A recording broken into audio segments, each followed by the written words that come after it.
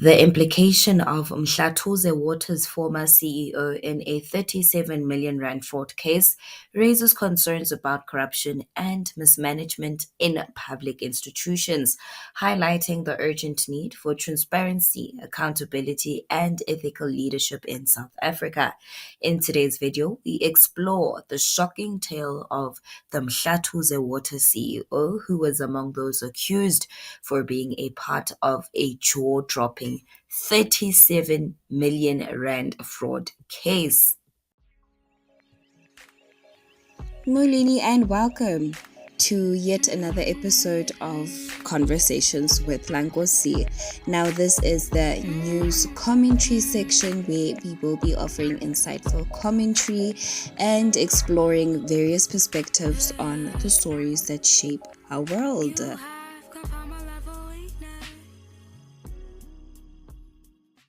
The Mhlathuze Water CEO, a figure once seen as a beacon of integrity, found himself at the center of a scandal that shook the foundations of the water management industry. When news broke about the allegations of fraudulent activities totaling to a staggering 37 million rand, it sent shockwaves throughout the community and country as a whole. Let us get into this article. Former Mhlathuze Water Chief Executive Nkosi allegedly ran the entity as a personal fiefdom, removing supply chain management staff to manipulate procurement processes and tender awards from as far back as 2016. Duze survived at least 2 internal investigations sparked by whistleblower complaints, one in 2016 and another in 2019, before eventually being placed on suspension last year by the Water Board in northern KwaZulu-Natal and being arrested over corruption totaling 37 million rand. Whistleblowers had accused him of forcing out SCM staff who were unwilling to go along with his activities, which allegedly included him being awarded 2 bonuses totaling 1 million rand in a single year. But Duze had dismissed their allegations as an attempt by aggrieved former staffers to smear him. According to internal documentation, Duze was cleared by successive Mhlathuze boards in 2016 and in 2019, but was placed on suspension along with several other staffers in December 2021. Duze, who resigned in December, is out on bail over irregular legal service contracts awarded during the COVID-19 lockdown, along with lawyer Ralph Mhlanga, Nonhlanhla Mkhize, the Director General in the Office of the KZN Premier, and several other people. Mkhize, Mhlanga, Duze, and co-accused Sipho Mabaso also allegedly attempted to intimidate Mhlathuze Board chairperson Thabi Shange to stop her from acting on a forensic investigation the entity had appointed into Duze. A November 2019 complaint to the Mhlathuze Board by former employees submitted through the whistleblower's ethics hotline points towards earlier malfeasance on the part of the former chief executive.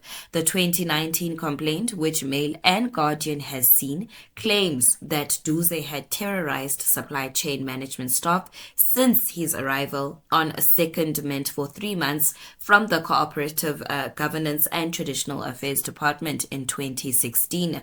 The complaint was sent to the chair of Mhlathuze's Audit and Risk Committee, Nkosi, who was asked by the whistleblowers to call in the Auditor General and other external agencies and commission a forensic audit of the entity's spending under Duze's tenure. In the complaint, the former staff members said that they had taken a moral stand to expose the serious irregularities and shenanigans taking place at Mhlathuze Water under the leadership of Duze. They accused Duze of instilling fear and panic among employees so as to create a state of confusion and paralysis on their part.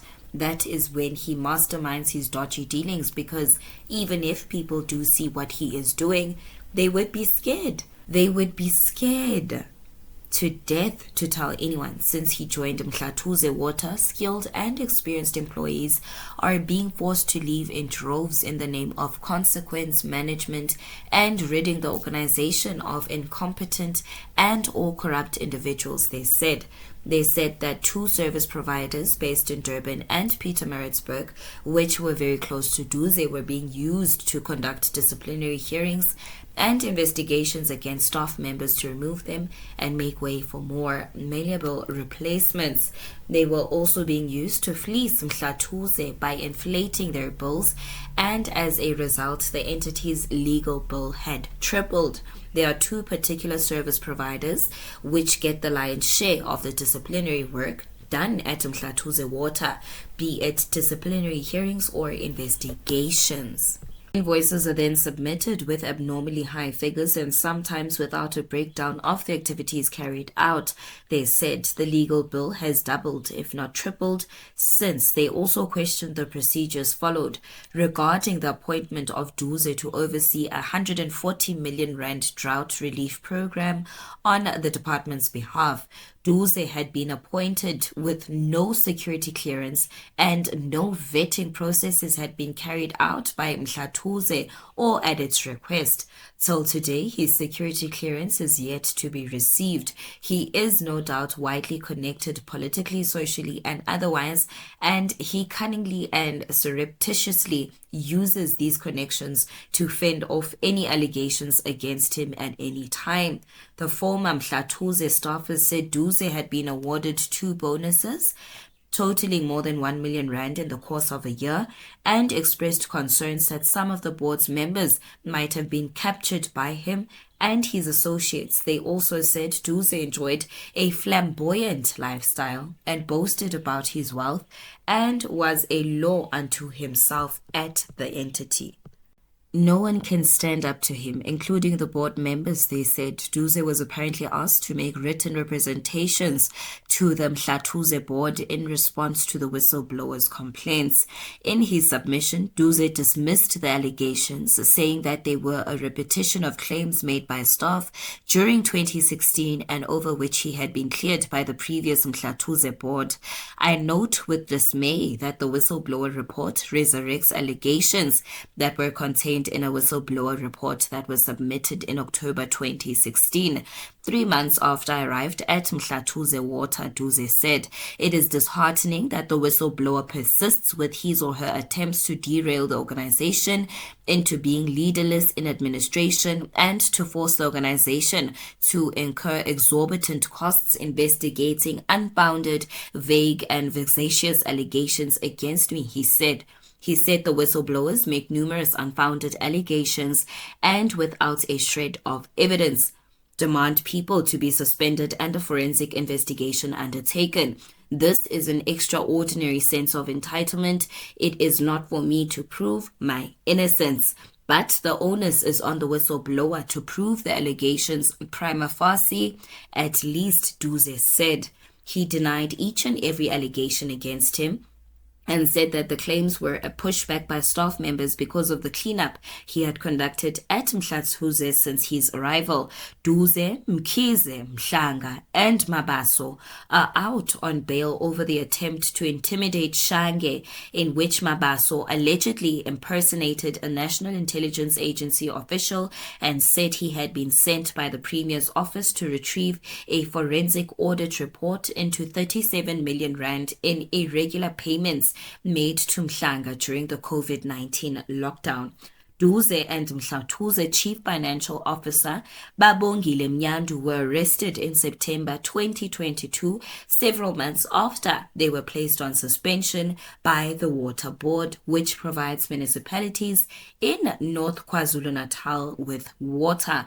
In December, the Asset for Feature Unit seized homes and luxury vehicles belonging to Mhlanga, Duze, Mnyandu, and others in an attempt to recover the losses sustained by the state during the looting by the group. Mhlathuze spokesperson Siyabonga Maphumulo said that the entity had received a number of allegations against Duze. These were investigated, and flowing from the outcome of these, disciplinary and legal steps were taken. The chief executive has since resigned from Mhlathuze, Water Maphumulo said.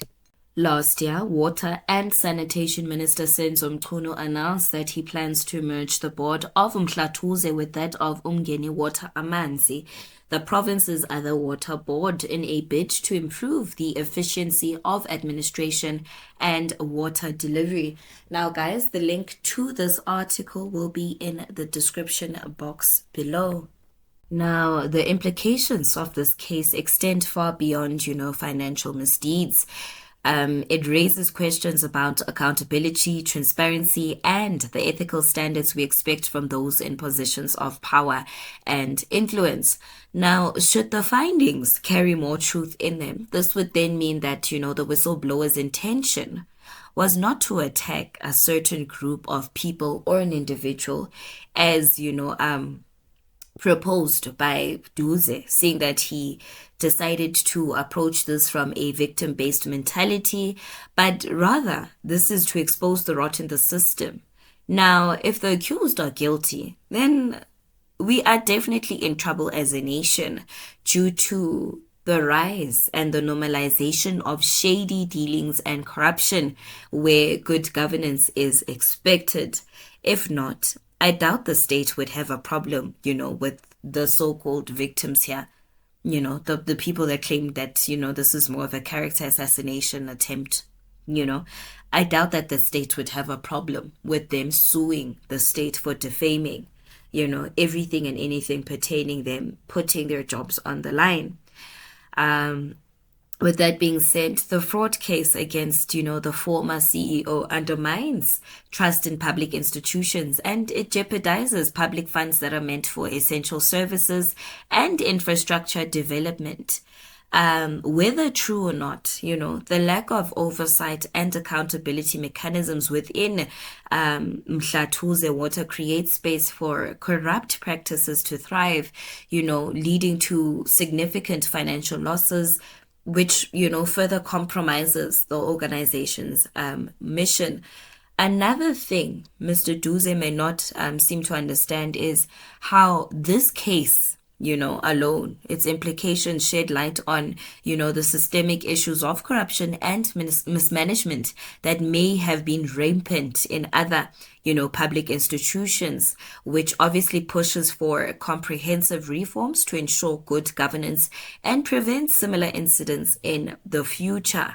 The lack of ethical leadership and accountability demonstrated, by the former CEO sets a detrimental example for other officials within the organization, perpetuating a culture of corruption and misconduct that erodes public trust, and it hinders progress towards sustainable development. But again, we will continue to follow this case, because it seems to be coming back now to bite the current DG, but that's also something that we'll talk about in a different video. The implications of this case extend far beyond financial misdeeds. It raises questions about accountability, transparency, and the ethical standards we expect from those in positions of power and influence. As the legal proceedings unfold, what could this decision mean for the future of the accused and the outcome of the case? Join us next time as we unravel the complexities of this gripping tale of power, money, and betrayal. That marks the end of today's video. Thank you so much for lending your eyes and ears. I hope that you found today's video informative. Please do not forget to click on that subscription button or light the notification bell so that you do not miss out on any new uploads. Nkosi.